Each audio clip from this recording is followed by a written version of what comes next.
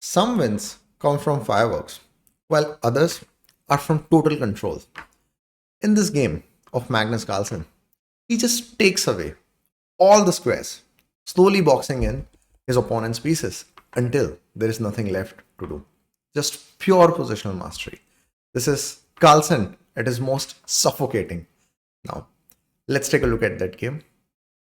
So, this is the position, and Carlsen has black pieces here, and his opponent is Grandmaster Fedoseev.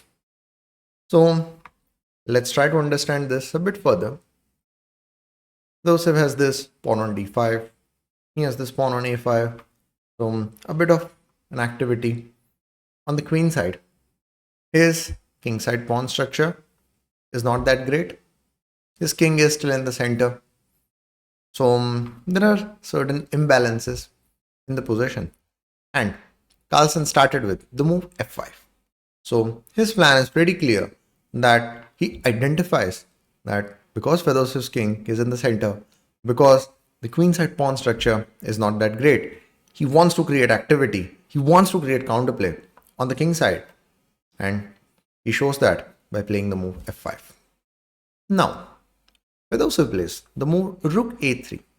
So this rook is of course keeping an eye on the queen side, and now Fedoseev is ready to keep an eye on the king side as well with that rook. So multi-purpose move. Now, in this position, Carlsen played knight e5, just centralizing the knight and then increasing the pressure on the king side.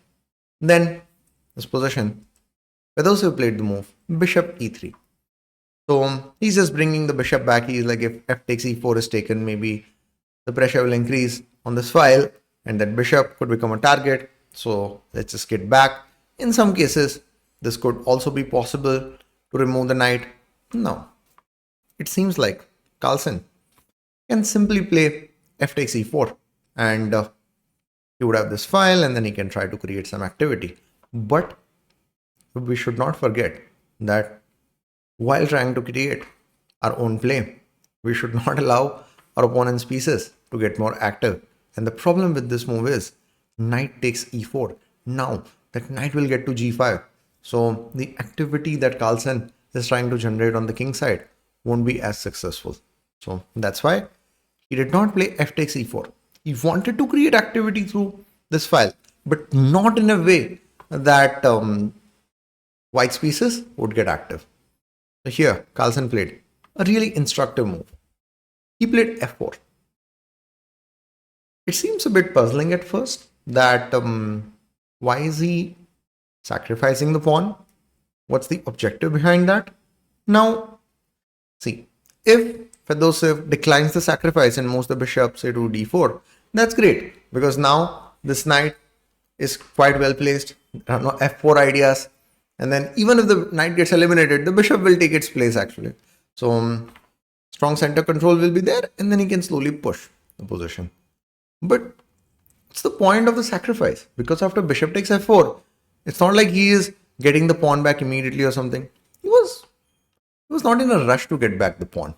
What he wanted was, he wanted to create activity through this file, but he did not want this square for that white's knight. Because then knight e4, knight g5. So by sacrificing the pawn, he makes sure that white's pawn remains on e4 and that knight cannot come to g5 through that. Now, in this position, he played bishop at d7, just developing the bishop, and then he's asking white, all right, what's going to be your plan? So in this position, Fedoseev played knight d1. Seems a bit passive move at first, like what exactly is he trying to do? But that rook a3 move actually. So the rook on a3 is now defending that f3 pawn. So what he's planning to do is he's planning to move this bishop. So maybe bishop g5, maybe bishop g3 and then play f4. Because the problem in this position was that if he moves the bishop in this position, then f3 would fall. And of course, if he captures this, then it is not good because this bishop would get centralized. So he brought the knight to d1. So now there are enough defenders and then he's ready to move the bishop. So far so good for white. And now Let's see the magic of Carlsen. He played rook takes f4 in this position. Wait, what? He had just sacrificed the pawn. And now he's sacrificing an exchange? Rook for a minor piece? What is going on? Is there some fork? Is there something that wins him more material? No. He's not winning any material back anytime soon. He's doing that for complete domination and to completely restrict Fedosev's pieces. How he does that? Let's see. So queen takes f4, of course. So in this position, Carlsen played the move bishop h6, improving the bishop's position with her tempo. Now, the queen got to g3. So in this position, of course, white wants to play f4 and then get the queen out, put pressure on the centralized knight. Carlsen is not going to allow that. He has not sacrificed such material to allow ideas like f4. He played queen f8. Now f4 has been stopped and he's planning to play bishop f4. He's planning to squeeze Fedoseev on the king side. So knight e3 was played. Fedoseev is improving the knight's position. Carlsen played bishop f4 in this position. Then queen g2. And now here there is rook c8. Look at white's. So white is up in material, definitely. But look at Carlsen's pieces. And look at white's pieces. There is clear lack of coordination in white's pieces. But now, what if white just castles? But there is a problem. Queen f6, putting pressure on this pawn, increasing the pressure on the king side. What if queen h1? Look at that queen on h1 actually. Then there is a g5. This rook will also join in and things are getting quite dangerous for white. So for that reason, in this position, after rook c8, Fedoseev is like, all right, I'm not castling. I don't want to give that h4 pawn and allow Carlsen's queen to get active or increase the pressure on the king side. I'll just play rook c3. I'll just exchange that active rook of Carlsen. Fair enough. But of course, Carlsen has his own ideas. Exchange the rooks. And then we need to make use of the strongest piece in the game. That is the queen. So attacking this pawn. Now some of you would be thinking, all right, rooks have been exchanged. The queen is actually on the queen side. So now can Fedoseev not castle? Not so easily, because there is this move, bishop h3. So this would fall. Then there is queen takes c3 type of ideas. Things are not looking that great for Fedoseev. So he still cannot castle. So in this position, he's like, all right, I don't want to give up that pawn. So I'll play c4 in this position. See. So Carlsen has recognized that he needs to put pressure on the queen side as well. So he played the move b5. So he wants to open the files, and more importantly, if castle, then still there is that bishop h3 idea. So a takes b6 was played by Fedoseev. Carlsen played a takes b6 in this position. And then here, Fedoseev played queen g1. He's like, all right, I'll just wait in this position and let's see what Carlsen does.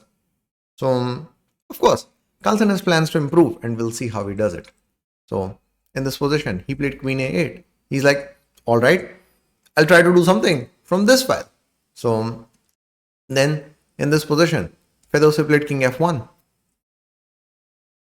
He wants to go king g2. And then he wants to activate this queen and rook. See, the problem in this position is his pieces are simply not able to move. The bishop is not able to go anywhere. I mean, it goes to d1, but it doesn't achieve much. The queen just boxed in. Rook also boxed in. So he wants to play king g2 and get the pieces out. Carlsen is not going to allow that. He simply played queen a2. He's like, if you want to go king g2, give your bishop. And that will of course be lost for white. So in this position, Fedoseev actually played the move knight g2. Now please pay attention to Fedoseev's pieces. How boxed in they are. The rook, the queen. By the way, the rook has no squares to go. The queen has no squares to go. Like currently only one square is there. Of course, it is getting captured, but everything blocked. This bishop also, where it will go, as I mentioned earlier, maybe to d1 or something like that. Except of that, nowhere else. This is exactly what Carlsen wanted to do. Now, Fedoseev is actually attacking this bishop. He's like, okay, if Carlsen moves the bishop, then maybe I'll play f4, maybe I'll get the queen out or something. No. Carlsen played queen a1 check in this position. He's like, you get that knight back. Let's again see. Look at those pieces. But the thing in this position is, so Carlsen needs to slowly increase the pressure. So he played queen b2. Once again, really important. Not allowing Fedoseev to play king g2. Knight g2 was played. He played queen c1 check. He is slowly trying to improve. Then, in this position, knight e1 was played. He played queen d2. Now, what exactly is he trying to do? He just got the queen closer to d2, but what's the objective? So, now, if Fedoseev actually had played knight g2, he's like, okay, I'll just wait. Then, Carlsen was planning to play knight d3.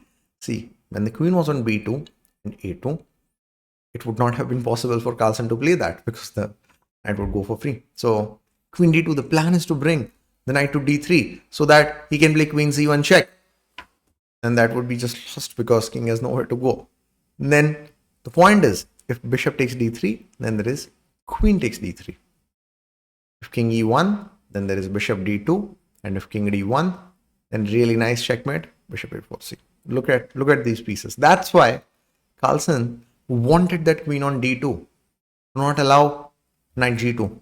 So Fedoseev did the next best thing. He played queen g2. He's like, okay, I'm not able to move my knight, I'll move the queen. So once again, Carlsen is playing in a really calm manner because he knows that he has time. So he played the move king g7. It would seem like, wait, what is he trying to do? So, and then he played king f8. So his idea was pretty simple, that sometimes there can be, let's say if the king is on g7, sometimes there can be some tactical ideas where Fedoseev can play something like knight d3. And if knight takes d3, then this queen takes g6 will come with a check. Carlsen didn't want to allow that. So that's why he brought the king to f8. Now, let's just say if Fedoseev plays knight d3, then there is knight takes d3, queen takes g6, then there is queen e1 check. So I'll align this. So there is no check. This is really important. And then in this position, check, something like this, then there is mate. So that's why in this position, after queen g2, he brought the king to g7 and he brought the king to f8. So if the knight on e5 moves somewhere, then queen takes g6, won't come with a check. Then Fedoseev just moved the queen h1. Yes, his pieces are so passive that he has to make such moves. And then Carlsen played the move e6. He's like, okay, I'll slowly increase the pressure on the center. Because if something like this, then this, now this pawn would also get under pressure. Now, Fedoseev played rook g3. He's like, you take my rook. I say, why would I take this rook? The bishop is so greatly placed and the pieces are just completely passive. So he played e takes d5. Now, if c takes d5 is played, then just b5, the newly created pass pawn. So Fedoseev in this position played e takes d5. Then the pawn is not on e4 anymore. So Carlsen played bishop f5, improving the bishop's position. Then rook g1 was played. Then he played king f7, rook g3. He's just enjoying his position actually. Now, here, he played the move knight at d7. So it would be like, wait, what is he trying to do in this position? The point is that since Fedoseev is not trying to do anything, and this is also defended, so even after queen g1, there are no rook takes g6 type of ideas, so knight is not needed here. So he has plans of knight c5. Maybe knight f4, knight c3. Or maybe this, and then this. And white is actually quite helpless. So he played rook g5 in this position. He's like, okay, you don't want to give this bishop. So for my rook, I'll take this bishop off yours and maybe get the queen out and do something. So Carlsen is like, all right, I'll take the rook in this position. So, and then h takes z5 was played. Now he's not in a rush to capture this pawn. So he played in this position, knight e5. So just centralizing the knight. And once again, the problem is that Fedoseev's pieces are still not active. And please remember, even after this, Carlsen is down a pawn. And Fedoseev's position is so passive that he in fact resigned in this position. It seemed like, wait, what? Because the thing is that he has ideas of playing queen c1 in this position. And then there are ideas of knight d3, further increasing the pressure. And let's say if king g2 or something like that is played, that won't solve white's problems because there is queen takes g5. Now let's just say that if Fedoseev in this position had played queen h4, No problem. There is queen c1. Now, what if Fedoseev had played something like queen d4? No issues. There is bishop s3 check. So reminding the queen that why it needs to be on the king side. And then let's say if something like king g2 is played, of course, this knight will be lost. If queen g3 is played in this position, then knight d3. This is the threat. Bishop d3, then bishop takes d3 check. Once the king moves, he can take the knight.